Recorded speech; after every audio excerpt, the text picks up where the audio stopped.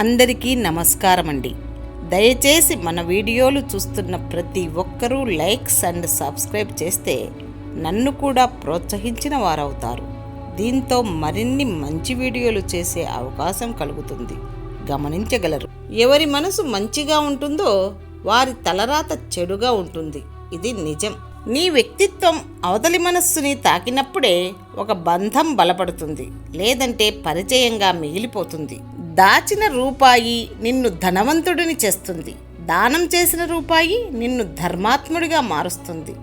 ధనం కాటి వరకే వస్తుంది, ధర్మం దైవం కాళ్ళ దగ్గరకు తీసుకువెళ్తుంది.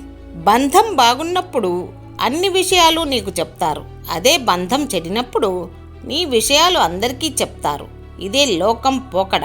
మోసం చేసే మనుషుల కన్నా మాంసం తినే మృగం మిన్న. మృగం ఒక్కసారిగా చంపుతుంది. మోసం చేసేవారు ప్రతిరోజు వారికి అవసరమైనప్పుడల్లా చంపుతూనే ఉంటారు. నిజాయితీ అనేది ఒక వ్యక్తి తనకు తానుగా మలుచుకున్న ఒక అమూల్యమైన అలవాటు. విలువలేని వాళ్ళ దగ్గర దీనిని ఆశించవద్దు.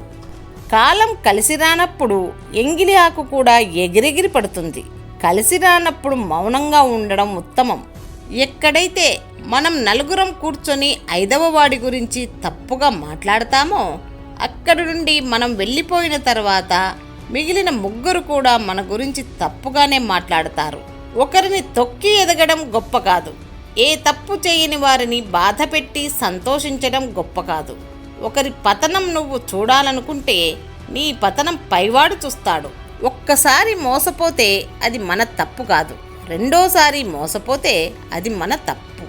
అనుకోని సంఘటనలు ఎదురైనప్పుడు వాటిని పరిష్కరించుకోవడంలోనే మనలోని అసలైన శక్తి సామర్థ్యాలు తెలిసేది. ఎన్నడూ ఈ ప్రపంచంలో ద్వేషాన్ని ద్వేషంతో ఆపలేము. ద్వేషించకుంటే మాత్రమే ద్వేషాన్ని నివారించగలం. ఇది ఎప్పటికీ వర్తించే సూత్రం. భగవంతుడికి ఎవరి పాపపుణ్యాలతోనూ ప్రమేయం లేదు. జ్ఞానాన్ని అజ్ఞానం ఆవరించడం వల్ల జీవులకు అలాంటి భ్రమ కలుగుతున్నది. నమ్మకం లేని స్నేహం, విలువ ఇవ్వని బంధం, అర్థం చేసుకోలేని ప్రేమ ఉన్నా ఒకటే, లేకున్నా ఒకటే. అనుమానాలు అందరికీ ఉంటాయి. కొందరు అడిగి తీర్చేసుకుంటారు, కొందరు మోస్తూ తిరుగుతారు. స్వార్థం లేని మొక్కను చూడు, ఓర్పుగా బ్రతకడం నేర్పుతుంది.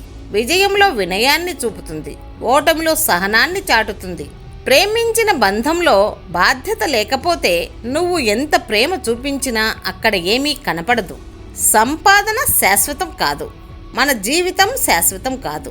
శాశ్వతంగా నిలిచేది ఒక్కటే, అదే మన మంచితనం. మౌనంగా ఉన్న ప్రతి మనిషి ప్రశాంతంగా ఉన్నట్టు కాదు. మనసులో ఎవరికీ చెప్పుకోలేనంత బాధ ఉన్నప్పుడు కూడా మౌనంగా ఉంటారు. నీ స్నేహితుడు చెడ్డవాడో లేక నిన్ను మోసం చేశాడనో వాణ్ణి ఆపదలో వదలకు. నీ స్నేహితుడు చెడ్డవాడే కావచ్చు, కానీ స్నేహం అనే పదం చాలా గొప్పది. సేవకుడిగా ఉండడం నేర్చుకుంటేనే నాయకుడయ్యే యోగ్యత లభిస్తుంది.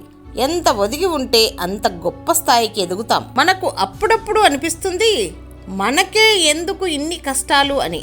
కానీ కష్టాలు మనలో ఉన్న ప్రతిభను, ధైర్యాన్ని మనకు తెలియజేయడానికే వస్తాయి. ఒకరు ఏదో అన్నారని మనకు ఇష్టమైన వాళ్ళను వదులుకోవడం తప్పు.